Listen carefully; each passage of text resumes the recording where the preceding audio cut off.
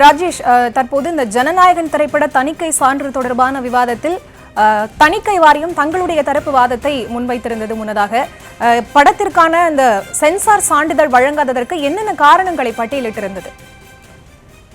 Censor board படத்தினுடைய அந்த சான்றிதழை வழங்காததற்கு பல்வேறு விஷயங்களை பட்டியலிட்டிருந்தார்கள். குறிப்பாக அவர்கள் சொன்ன விஷயம் என்னவென்றால், இந்த படத்திற்கான அந்த சென்சார் போர்டு சான்றிதழ் முதல் அந்த படத்தை பார்த்தபோது அதிலே சில விஷயங்கள் அவர்கள் சுட்டி காண்பித்ததாகவும், அதிலே குறிப்பிட்ட சில காட்சிகளை நீக்கிய பிறகு மீண்டும் இந்த படம் திரையிட்டு பார்க்கப்பட்டது, இரண்டாவது முறையாக பார்க்கப்பட்டது.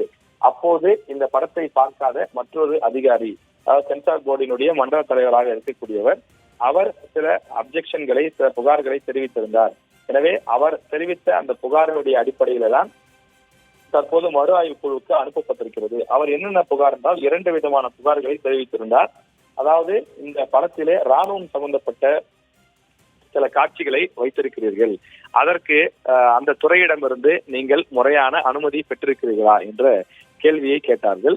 அதே போல இதில் மதத்தை இழிவுபடுத்துவது போல மதம் சம்பந்தப்பட்ட சர்ச்சைக்குரிய காட்சிகள் இடம்பெற்றிருப்பதாக குறிப்பிட்டார்கள். எனவே அப்படிப்பட்ட ஒரு விஷயம் இருக்கும்போது அதனை அப்படியே வெளியிட முடியாது எனவும், இதன் காரணமாக அந்த படத்தை மீண்டும் மறு ஆய்வு செய்து தணிக்கை செய்து அதன் பிறகு வெளியிட வேண்டிய ஒரு தேவை உருவாகி இருப்பதாகவும் குறிப்பிட்டிருக்கிறார்கள்.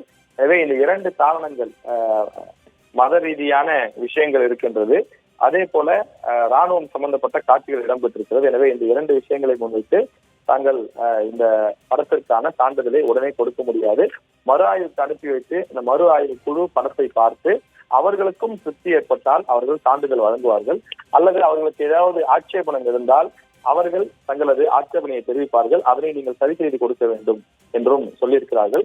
சென்சார் போர்டிலே யார் படத்தை பார்த்தார்கள் என்று ஏற்கனவே காலையில் நீதிபதி கேள்வியை எழுப்பியிருந்தார். தொடர்ந்து சென்சார் போர்டிடம் பல்வேறு கேள்விகளை நீதிபதிகள் காலையிலே எழுப்பியிருந்தார்கள். ஜனநாயகன் தணிக்கை சான்றிதழ் வழக்கிலே பட தயாரிப்பு நிறுவனம் தாக்கல் செய்திருக்கக்கூடிய மேல்முறையீட்டு மனுதான் தற்போது சென்னை உயர்நீதிமன்றத்திலே விசாரணைக்கு வந்திருக்கிறது. ஜனநாயகன் பட தயாரிப்பு நிறுவனம் சார்பிலே மூத்த வழக்கறிஞர் சதீஷ் பராசரன், பிரதீப் ராய் உள்ளிட்டோர் ஆஜராகியிருக்கிறார்கள். சென்சார் போர்டு சார்பிலே கூடுதல் சொலிசிட்டர் ஜெனரல் சுந்தரேசன் ஆஜராகியிருக்கின்றார். பல்வேறு கேள்விகள் கேட்கப்பட்டு அதற்கான விளக்கங்கள் கொடுக்கப்பட்டிருக்கிறது. சென்சார் போர்டு கிட்டத்தட்ட 1 மணி நேரத்திற்கும் மேலாக தங்கள் தரப்பு நியாயங்களை, வாதங்களை வைத்திருக்கிறார்கள். அவர்கள் இறுதியாக சொன்னது, எங்களுக்கு 2 வார காலம் அவகாசம் வேண்டும், எங்களை நெருக்கடிக்குள்ளாக்காதீர்கள், எங்களுக்கு அவகாசம் வேண்டும் என்று கேள்வி அவர்கள் நீதிபதியிடம் கோரிக்கையை முன்வைத்திருக்கிறார்கள்.